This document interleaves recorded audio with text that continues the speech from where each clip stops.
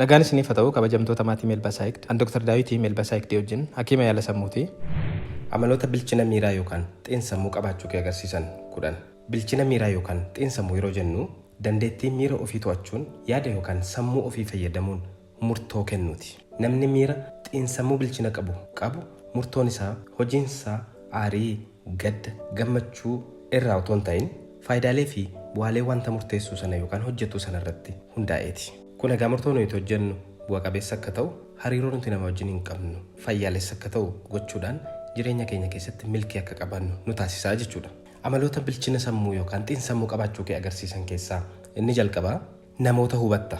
Gaafa bilchina xiinsammuu qabaachaa dhuftu gochaa badaan namootaa kan gadhee fakkaatee balleessaa fakkaatee sitti mul'atu rakkoo xiinsammuu, rakkoo miiraa keessa isaaniitii danfaa jiruun sodaa keessa isaanii, yaaddoo keessa isaaniitiin kan raawwate ta'uu hubatta. Ofii kee qulqulluu yookaan sirrii of gootee kaan immoo hamaa seexana gootee ilaaluu hirrisaa dhufta. Kanaan namoota taaruu dhiiftee gadduu fi jalqabda kan si miidhan illee yoo ta'e. Lammaffaan waan barbaaddu himachuu jalqabda. Namootni maaf na hubachuu didanii, maaf kana naaf gochuu sana naaf gochuu didanii, maaliif yaada koo hubachuu didanii jettee aaruu, aarii kee balleessuun rakkoo bilchina dhabuu akka daa'imaatti yaadu ta'uun siif galaa dhufa. Kanaan fedhii kee waan feetu kan hin feene jechaan ibsachuu jalqabda. Ati dubbatachuu baannaan namootni fedhii kee, yaada kee tilmaamuu malee sirriitti beekuu, hubachuu akka hin dandeenye hubatta waan ta'eef. Sadaffaan dhiifama gaafatta. Hagam jabaa beekaa taatus atis akkuma namoota biroo dogoggora hojjechuu akka maltu, balleessuu akka maltu ni hubatta. Dogoggoroon waa balleessuun xiqqaachuu akka hin taane gaafa kana dogoggora kee dhokachuu dhiiftee, miira kee baqachuu dhiiftee dhiifama gaafachuu jalqabda. Afuraffaan ofitti amanuun kee dabalaa dhufa. Gaafa bilchaataa dhuftu ofitti amanuun kees dabalaa dhufa. Ofitti amanuu qabeenyaan milkaa'uu irraa, sadarkaa barnootaan dabaluu irraa, hojiin guddachuu irraa, milkaa'ina jireenyaa nan beekaa, nan danda'a jedhu irraa kan ka'u otoo hin ta'in ofitti amanuu wallaalummaa ofii, dadhabina ofii hubachuu irraa dhufu. Atis akkuma namoota kaanii wanta ati hin beekne hedduu, kan ati hin qabne, kan si hanqatu hedduu ta'uu hubachuu irraa ofitti amanuu dhufu. Shanaffaan dhiifama namaaf goota.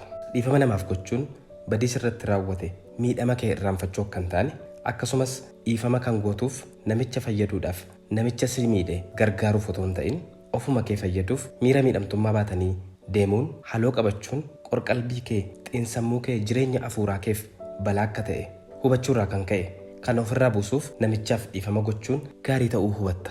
Gaafa xiinsammuu bilchaataa qabaattu namtichi ta'e jedhee na miidhuuf kaayyeeffatee utuu hin taane haalotni isa dhiibanii akka ta'e atis taatu bakka namicha sanaatti of arguuf carraa qabda akka turte hubatta. Atis nama waan taateef. Kanaaf haal duree tokko malee maatii kee dabalatee namoota si miidhan hundaaf dhiifama goota. Jaaffaan dubbii bulfatta. Gaafa bilchina xiinsammuu qabaattu waa bulfachuu jalqabda. Murteessuuf hin ariifattu. Murtoo nuti waa tokko irratti ilaallu miira xixiqqoo nuti keessa jirru irratti akka inni hundaa'uu danda'u ni hubatta. Murtoo nuyi gaafa beelofnee jirru, gaafa aarree jirru, gammannee jirru, dhiphachaa jirru, beela keessa jirru, quufnee jirru, alkoolii fudhannee jirru murteessinuu fi miira gaafa wantooti kun hundumtuu nuuf guutanii jiran nagaarra jirru murteessinu tokko akka hin taane ni hubatta.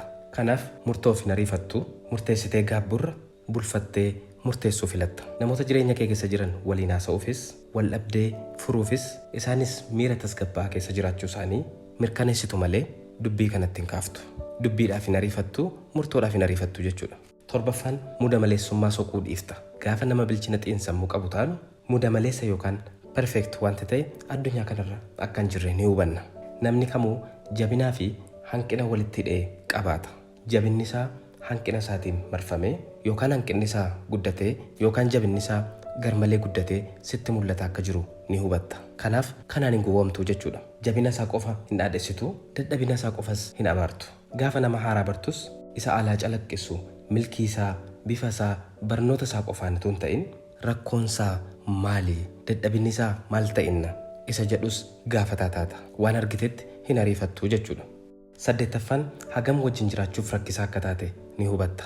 Gaafa miiraan xiinsammuudhaan bilchaataa deemtu rakkoo namootaatti quba qabuu dhiiftee rakkoo kee hubachuu jalqabda. Amaloota kee namoota si biran bulchinni, namoota sitti siqan rakkisan, hagam hiriyoota kee namoota sitti siqan akka inni rakkisu ni hubatta. Gaafa nama haaraa bartus, nama haaraatti siqtus milkii kee, dandeettii kee, beekumsa keetu hin ta'in bakka dadhabina keetii, bakka rakkina keetii, bakka namoota sana bor rakkisuu danda'an itti himuu jalqabda. Isaan kana waan ta'eef hariiroo keetii irratti wajjin jiraachuu keessan irratti danqaa ta'uu kan danda'an. Sagalaffaan dhiifama ofiif goota.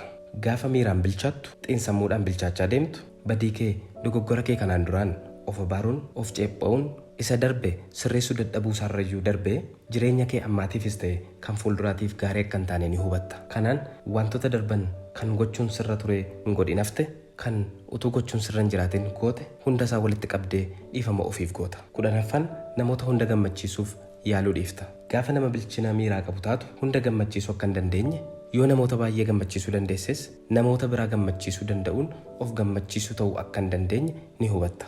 Yeroo kana faarfamuu, dhaadheffamuu irraa gammachuu keetii fi namoota si marsanii jiran, namoota naannoo kee jiran irratti xiyyeeffachuu jalqabda. Hojiin kee, deemsi kee hundumtuu yaada kee fi yaada namoota siif na'anii qofa kan giddu galeessa godhate ta'a. Qeeqas ta'e faarsaa namoota hundaan dhiibamuu dhaabdaa.